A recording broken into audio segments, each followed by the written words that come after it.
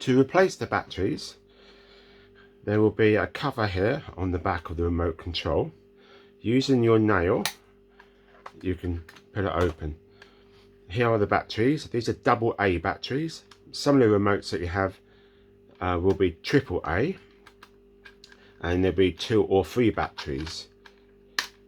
This one has 2 batteries. I'll take them out. Now these ones, they look okay, and I'll be putting some new ones in. Now make sure that when you do put new ones in, that the batteries are around the right way. You've got this part here, and the plus should correspond to what's inside there. So here are the new batteries. Put them in, and that should be it. Now if you then check it and find it's not working, just make sure that the connections,